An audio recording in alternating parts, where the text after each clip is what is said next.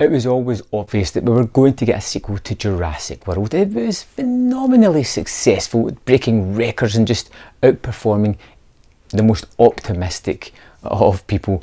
It just blew away the competition. It was the big winner that kind of summer, just made an absolute shed load of money, and we're obviously going to get a sequel. This one not directed by Kevin Trevorrow, but by J.A. Bayona. An inspired choice, if you ask me. The guy who did The Orphanage, who did The Impossible, did The Amazing and Monster Calls, all really kind of interesting character-based movies.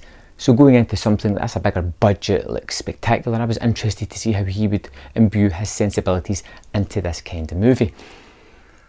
I'm a kind of love-hate relationship with Jurassic Park World series. I love some of them, I really dislike some of the other ones, but it's always with my best intentions. For some reason it brings out the young boy in me, who wants to see the dinosaurs roaming the earth. There's always a fascination with that. I'm always interested in how the story is going to evolve, what they're going to do now.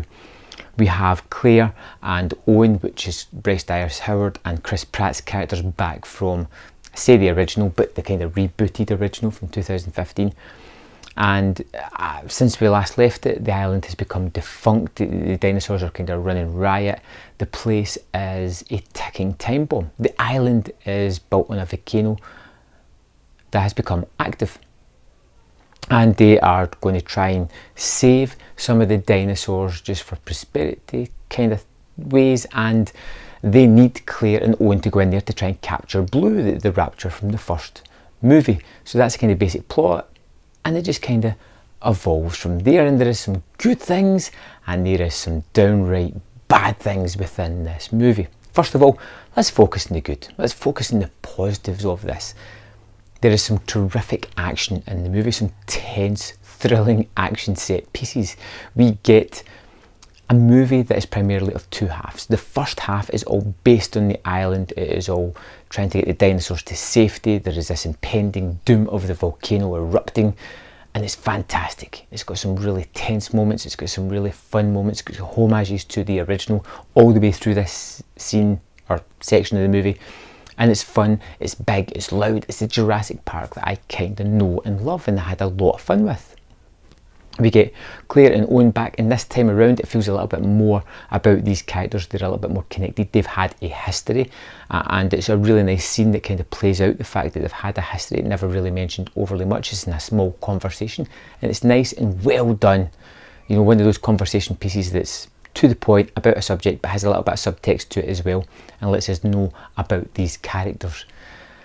Then we get Ian Malcolm back, which is great because he's one of the most iconic characters from this series. So we get him back and it's like, yes, he's here, he's going to be in it for most of the movie, and then he's not. It's literally one scene that's split up in two halves, at the beginning and at the end, kind of like a bookmark, and totals roughly about 2, maybe 3 minutes screen time total, where he's given basically a monologue, which is pretty much his stuff and he does well at it, but I would like to see more Malcolm in this movie. And the special effects are pretty decent, the eruption's pretty fun, the action and all of that in the first half of this movie is really energetic, and I'm like, yeah, we've got a good one here, this is really fun. And then we get to the sort of second half of the movie, and that works with a sort of plot that is introduced earlier on in the movie about this aging dinosaur played by James Cromwell, who happened to be the partner of Hammond. It kind of get pushed out, and he wants to save the dinosaurs, put them in a natural habitat, an enclosed island where they could not escape from. But of course he's been double crossed by somebody or other throughout the movie, and this is the point that I just lose all will. They transport these dangerous dinosaur animals back to a mansion in the States, and it becomes an almost kind of slasher home invasion horror movie that just doesn't work because it has these, well, dinosaurs running about a house. It's almost laughable just talking about it. It's silly, it's painfully silly, and it doesn't work. There's moments where you just cannot suspend your disbelief. You know, when it's in the wide open and it's the dinosaurs running about a habitat that they would have kind of inhabited, as opposed to this mansion house, it just doesn't sit right. And the second half of the movie is where it really falls apart for me, introducing like characters that just don't matter at all. We get James Cromwell's character, which isn't really interesting. It's good to see the actor, he's a familiar face, it's nice to see him, but his plotline doesn't work. The small child that comes with him is like old hat. It feels like they're trying to force in that sort of parental element of Claire and Owen. It doesn't really work. We have the dinosaurs running about the house, doesn't really work. We have Toby Jones, who is just awful, and I never thought I would see an awful performance for this guy, but his accent, what he has to do, it's just, it could have been anybody. It doesn't have to be him, shouldn't have been him.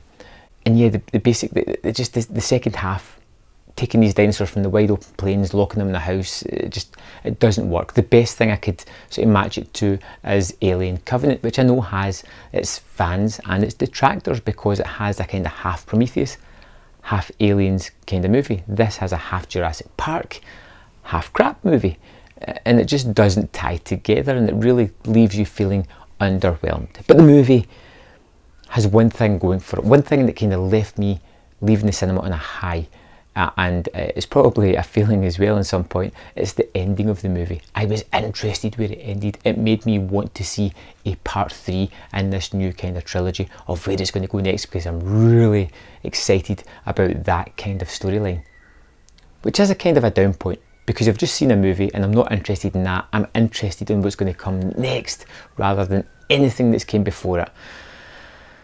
I was kind of let down by Jurassic World Fallen Kingdom. The more I think about it, the more I talk about it, it gets lower and lower on my point scale. It's something I don't really want to revisit. I'm going to have to, unfortunately, but that's by the by. It's not a great movie. And as much as I had fun with the first half, I really didn't have any fun with the second half at all. For me, Jurassic World Fallen Kingdom is going to get a 2.5 out of 5, and even then I think I may be being a little bit generous. I would love to know your opinion on the movie. Let me know in the comment box below your thoughts on Jurassic Park 5, and I'll see you next time on Man vs Film.